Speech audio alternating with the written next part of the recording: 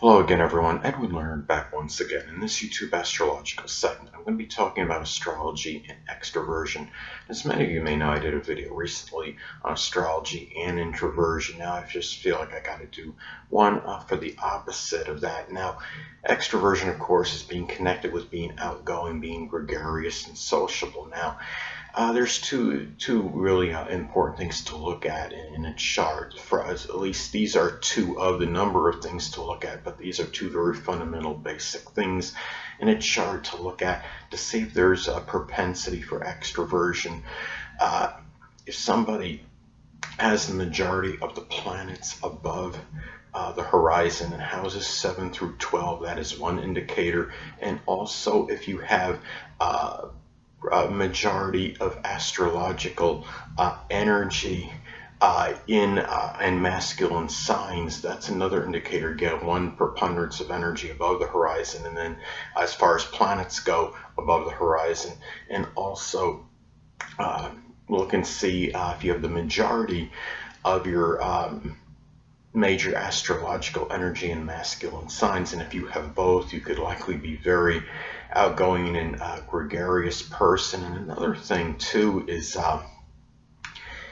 if you have most of your planets on the right side of the chart, it shows that you could be more about doing things with others, collaborating with others on things. So that's an indicator of extroversion.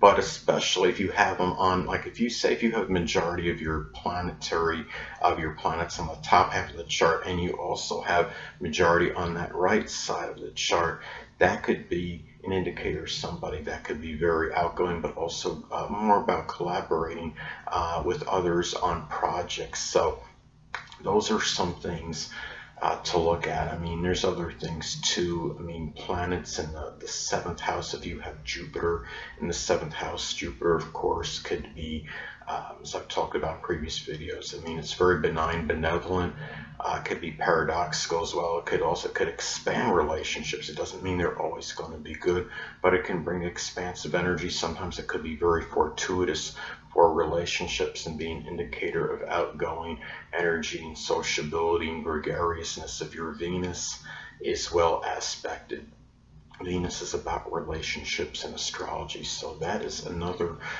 indicator as well as far as astrology and extroversion go. Even if, let's say, if you have your final or chart signature in Leo, or even another masculine sign, that could help as well in terms of extroverted energy.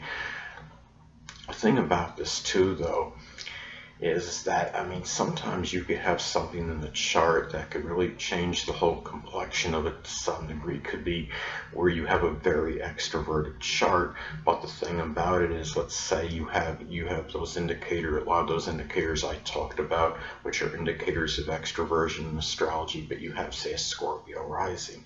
You're probably going to be a little more secretive and a little bit more guarded and a little bit more introverted, even reclusive than the typical person, say, that has majority of planetary energy above the horizon and planets in a majority of astrological energy in masculine signs. My grandmother had preponderance of planets above the horizon. She also had a strong Leo influence, but she also had a Scorpio ascendant, and she was very reluctant in terms of letting new people into her life. I was engaged to somebody when I was like 19 years old, and she really didn't make much effort even getting to know that person, sadly. And because Scorpio energy, of course, could be very secretive, reserved, very cynical and skeptical.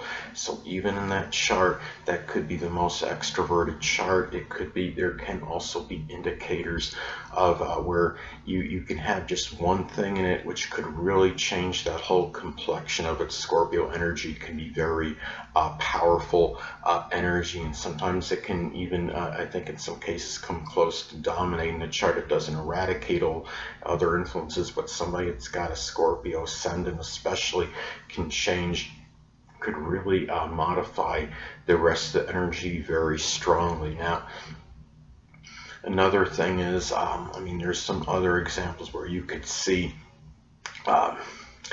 indicators of extroversion in a chart. Again, as I stated before, if Venus is well aspected in a chart, and also too by transits. I mean, even if your chart, say, is very introverted, very introspective, if you have something, say, where you have whereby, let's say, you have transit Jupiter hitting your 7th house, it could give some added energy in terms of expanding relationships, which of course could be connected with popularity. It can bring about more jocularity, joviality in your relationships, and thus in being having more of an expansive outlook and connection with them, and thus may actually expand them to some degree.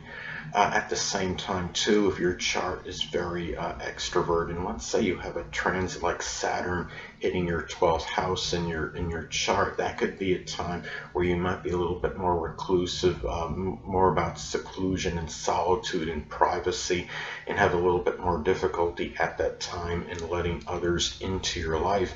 So there are, even the most extroverted charts, you could have transits that could also factor in terms of maybe being a little bit more to yourself during that period. And also in a chart, you can look at progressions as well. I mean, if you've got, like, say, a very introverted chart, but say you have a Cancer ascendant, which of course could be very introverted as far as the outward projection goes, but then all of a sudden it goes, sometime it goes into Leo, of course, a more gregarious, extroverted sign.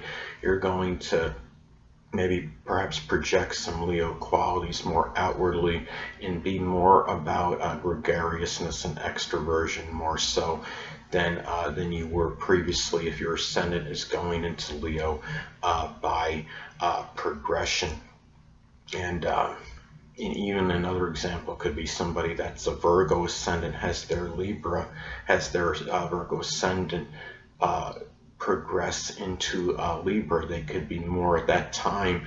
Virgo is often very shy, very reticent, really not much about overabundance of interaction with others. But if it progresses into Libra, then the person may be more about ingratiating themselves with others and more intellectual sociability, bouncing ideas off others at that time, during that time of its progression into Libra. So those are some things to look at. Again, a very dominant or strong 7th house in a chart can be an indicator too of somebody that's very relationship oriented. Somebody that's got the ruler of the 1st in their 7th house, for example, can be certain popularity. I had a friend of mine, a former friend, that had his chart ruler in the 7th house. He had a Leo ascendant. And of course, Leo ascendant, it can be very flamboyant and very gregarious, outgoing, and show, dominate the party, very extroverted energy. And he had that chart ruler in his 7th house. It was the sun in Aquarius. And he really, a lot of that energy, of course, that Leo energy went into his relationships and the focus on being popular, being that universal friend like Aquarius energy can be. And those are some things to look at as far as extroversion in astrology. Again, the ruler of the 1st house and the 7th can be an indicator. A dominant 7th house Venus, very well aspected, can be an indicator. So those are again, some things to look at as far as that goes. So, anyway, people, that's going to be pretty much it as far as astrology and extroversion goes.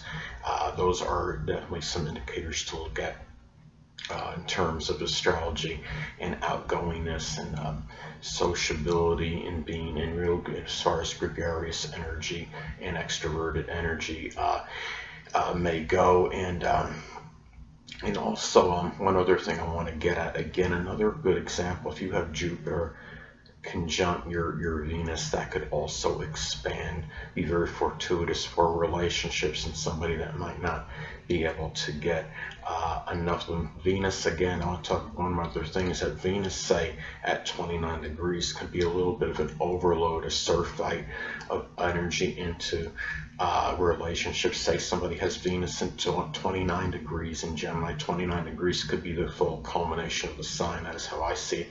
Could be somebody that goes through a lot of superficial, a multitude of superficial connections, and ones that may be not just superficial, but it could be vicariousness in connection with them as well. And it could be a little bit, redundant energy and a little bit too much, but it could be somebody still that does have a strong necessity for relationships. So anyway, that'll conclude this YouTube astrological segment. Until next time, people, Edwin Learnard saying stay well.